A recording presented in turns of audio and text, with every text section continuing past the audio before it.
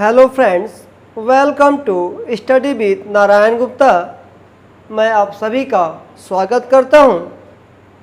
तो आज सामान्य ज्ञान का भाग 3 देखते हैं। तो प्रश्न संख्या 1 है, चमगादड़ की ध्वनि कैसी होती है?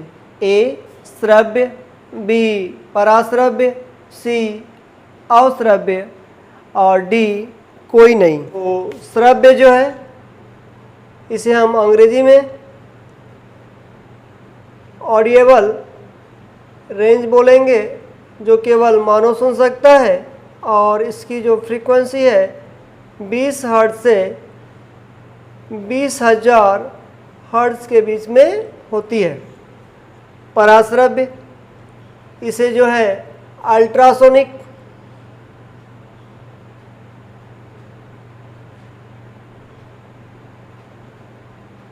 वेव्स कहते हैं। इसका रेंज जो है 20,000 हर्ट्ज से ऊपर होता है। इसे कुत्ता, बिल्ली और चमगादड़ जो है सुन सकते हैं। और तीसरा जो है अश्रव्य, जिसे अंग्रेजी में इंफ्रा सोनिक वेव्स कहते हैं। इसकी आवृत्ति जो है 20 हर्ट्ज से कम होता है और इसे जो है सांप, मेढक जो है सुन सकते हैं। तो इसका सही आंसर जो है विकल्प बी पराश्रव्य है। तो प्रश्न संख्या 2, गौतम बुद्ध को प्रबोध कहाँ प्राप्त हुआ था? ए सारनाथ, बी बोधगया, सी कपिलवस्तु, डी राजगृह। तो प्रबोध का जो मतलब होता है वो ज्ञान होता है। और पूछा जा रहा है कि भगवान गौतम बुद्ध को जो है ज्ञान की प्राप्ति जो है कहाँ हुई थी? तो इसका सही आंसर जो है बोधगया, जो बिहार में है। तो आइए इनसे जुड़ी कुछ फैक्ट देखते हैं। तो गौतम बुद्ध जो है ये बौद्ध धर्म के संस्थापक, इन्हें ज्योतिपुंज या अंग्रेजी में लाइट ऑफ एशिया भी कहा जाता है। इनका जन्म 563 ईसा पूर्व में कपिलवस्तु के लुम्बिनी में हुआ था। तो सारनाथ में इन्होंने अपना प्रथम उपदेश दिए थे। सारनाथ का जो है पुराना नाम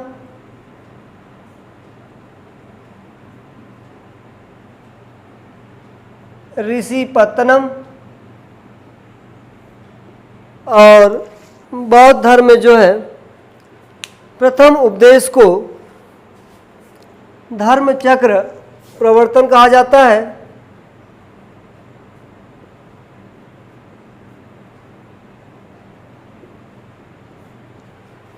इनका बचपन का नाम जो है सिद्धार्थ था। और गौतम बुद्ध जो है 29 वर्ष की अवस्था में घर को त्याग दिए थे और बिना अन्न जल ग्रहण किए 6 वर्ष की कठिन तपस्या के बाद 35 वर्ष की आयु में बैसाख की पूर्णिमा की रात निरंजना नदी के किनारे पीपल वृक्ष के नीचे सिद्धार्थ को ज्ञान की प्राप्ति हुई। और ज्ञान प्राप्ति होने के बाद ये गौतम बुद्ध कहलाए। संख्या 3, जप्ती प्रणाली का जन्मदाता कौन था? ए अकबर, बी जहांगीर, सी टोडरमल और डी हेमू।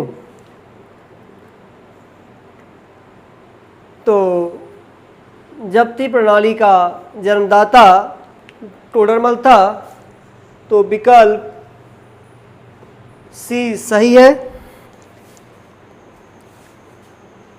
राजा टोडरमल अकबर के दरबार में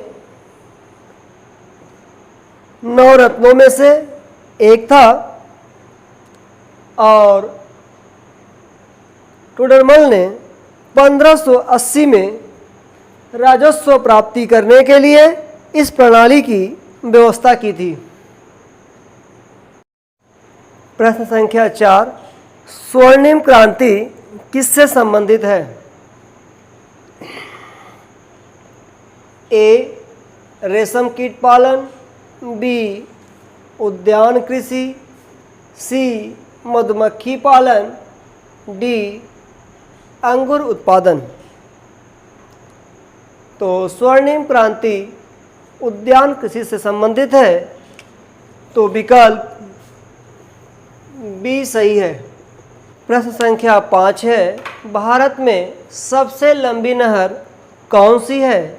ए, सरहिंद नहर, बी, यमुना नहर, सी, इंदिरा गांधी नहर और डी, पूर्वी कोसी नहर। तो इसका सही विकल्प सी, इंदिरा गांधी नहर है, जो सबसे लंबी नहर है। इंदिरा गांधी नहर ये राजस्थान की प्रमुख नहर है और इसका पुराना नाम राजस्थान नहर था। यह राजस्थान प्रदेश के उत्तर पश्चिम भाग में बहती है। इसे राजस्थान की मरुगंगा भी कहा जाता है। संख्या 6, सोडियम को कहाँ रखा जाता है? ए, पानी में, बी, मिट्टी के तेल में, सी, पेट्रोल में, डी, डीजल में। तो सोडियम इसका लैटिन नेम जो है नेट्रियम होता है और इसका जो सिंबल होता है Na होता है। परमाणु क्रमांक 11 और द्रव्यमान संख्या 23। सोडियम एक अभिक्रियाशील पदार्थ है, अर्थात ये बहुत ही रिएक्टिव होता है। अगर इसे पानी में डाल दिया जाए तो आग लग जाता है। तो हम पानी में तो नहीं रखेंगे और मिट्टी के तेल में तो ये रिएक्ट नहीं करता है, तो मिट्टी के तेल में ये अभिक्रिया नहीं करता है। तो आपका विकल्प बी सही है। तो इस श्रृंखला का अंतिम प्रश्न, प्रश्न संख्या 7 है, कौन सा जोड़ा सही है? ए, केन्या कैंपस, बी, अर्जेंटीना पैम्पास, सी, वेनेजुएला सवाना, USA स्टेपीज। तो यहाँ पे कुछ देश के नाम और घास के नाम जो है दिया गया है और बताना है इनमें से कौन सा जोड़ा जो है सही है। ये बहुत ही महत्वपूर्ण प्रश्न है। तो इसका उत्तर बताने का प्रयास करें। तो आइए हम लोग पहले कुछ घास के मैदान के बारे में बात करते हैं। सवाना, तो सवाना जो घास का मैदान है यह मुख्य रूप से पूर्वी अफ्रीका अर्थात केनिया और तंजानिया में पाया जाता है।